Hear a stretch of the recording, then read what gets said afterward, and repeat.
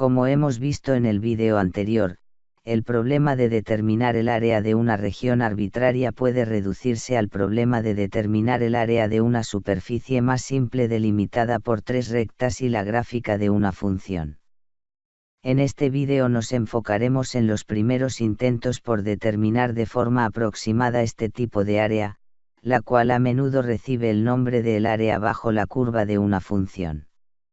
La forma más sencilla y al mismo tiempo práctica en que podemos aproximar el área bajo la curva de una función es separar a la región en una colección de subregiones verticales a forma de bandas o franjas, las cuales tendrán una forma casi rectangular, excepto por la parte superior que será curva pero será muy fácil de aproximar con una recta. Esto nos permitirá aproximar cada una de estas bandas por medio de un rectángulo.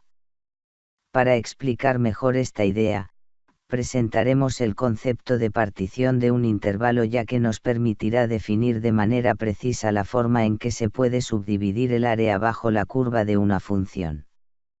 Diremos que una partición de un intervalo cerrado, A, B, es una colección finita de puntos x0, x1, x2, etc. hasta xn de los cuales uno es A, y el otro es B. Naturalmente, supondremos que hemos numerado los puntos de la partición de tal forma que estén en orden creciente, es decir, de tal manera que x0 sea el extremo izquierdo, x1 sea el punto siguiente, después se encuentre el punto x2, etc., hasta el punto xn-1 que estará antes del punto xn, el cual deberá ser el extremo derecho. Por ejemplo, consideremos el intervalo cerrado, 1, 5. Una partición de este intervalo puede ser la colección formada por los puntos, 1, 3 medios, 3 y 5. Siguiendo la misma nomenclatura que en la definición, tendríamos que x0 es 1, x1 es 3 medios, x2 es 3, y x3 es 5, como se muestra en la figura. Una vez definida la partición del intervalo en el cual deseamos aproximar el área bajo la curva de una función, lo siguiente es elegir un punto en cada intervalo de la partición en donde habremos de evaluar la función. El valor de la función en cada uno de estos puntos será la altura del rectángulo con el que aproximaremos la franja correspondiente. Aunque el área de la franja y el área del rectángulo no sean exactamente las mismas, se espera que la diferencia sea pequeña y que la aproximación sea relativamente buena.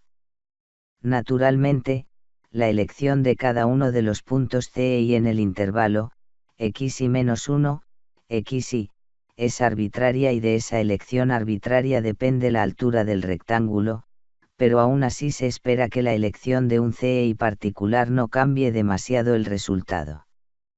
La aproximación del área será entonces la suma de las aproximaciones de las áreas de las franjas, es decir, la suma de los rectángulos cuya base es el intervalo, x y menos 1, x y cuya altura es f de CI. A esta suma se le conoce como suma de Riemann de la función f para la partición x0, x1, x2, etc. hasta xn. Nótese que una suma de Riemann no es única para una partición dada, ya que su valor depende de la forma en que se elijan los CI y eso es algo arbitrario. Consideremos un ejemplo concreto. Sea f de x igual a 10 menos x al cuadrado y aproximemos el área bajo la curva de f en el intervalo cerrado, 0, 3. La gráfica de f se muestra en la figura de color azul. Podemos ver que f de 0 es 10 y f de 3 es 1. Si tomamos la partición formada por los puntos x0 igual a 0, x1 igual a 1 medio, x2 igual a 2 y x3 igual a 3, entonces podemos tomar el punto CE1 igual a 0 en el intervalo cerrado, 0, 1 medio, el punto CE2 igual a 1 en el intervalo cerrado, 1 medio, 2, y el punto CE3 igual a 3 en el intervalo cerrado, 2, 3. Podemos entonces calcular la suma de Riemann sumando las áreas de los tres rectángulos rojos que se muestran en la figura.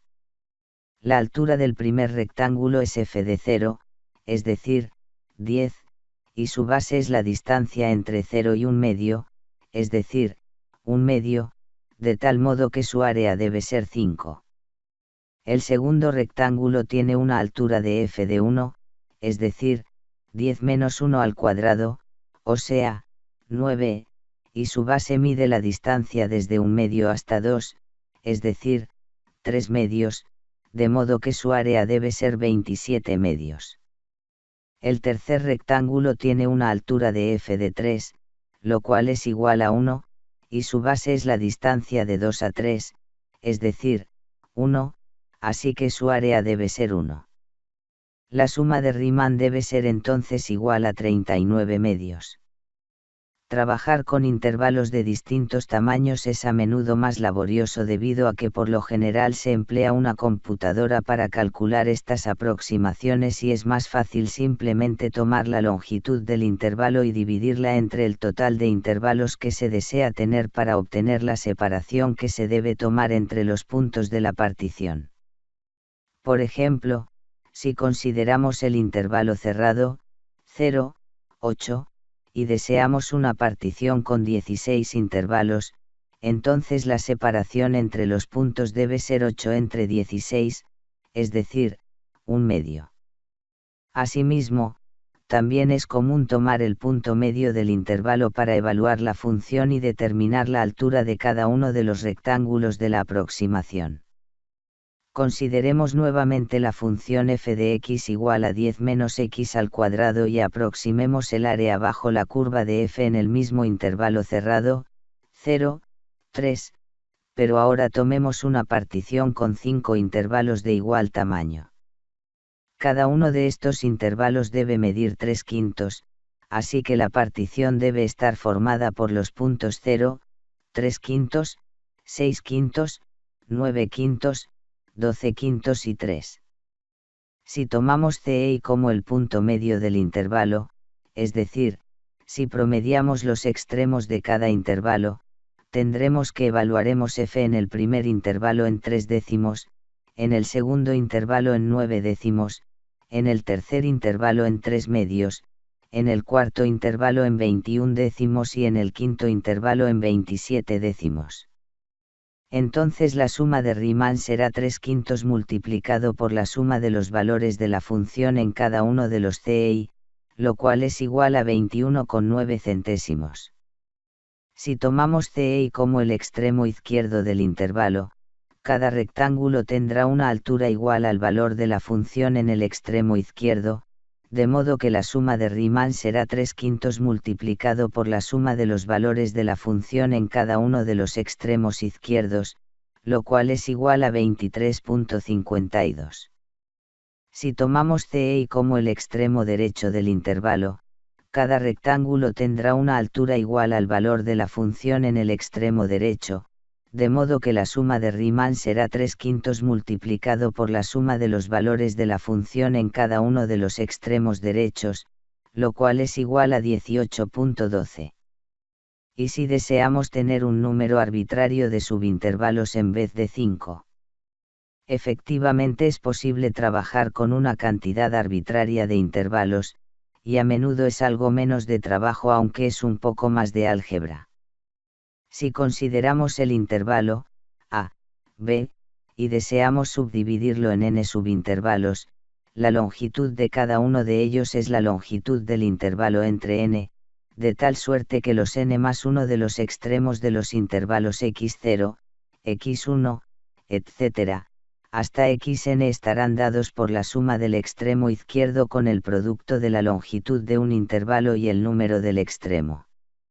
Aún no contamos con las herramientas suficientes para realizar los cálculos que mostraremos a continuación, pero nos enfocaremos a desarrollar las herramientas en los vídeos siguientes. Por ejemplo, consideremos nuevamente la función f de x igual a 10 menos x al cuadrado y aproximemos el área bajo la curva de f en el mismo intervalo cerrado, 0, 3, pero ahora tomemos una partición con n intervalos de igual tamaño. La longitud de cada intervalo deberá ser 3 entre n, de tal suerte que cada punto x y de la partición estará dado por 3 y entre n.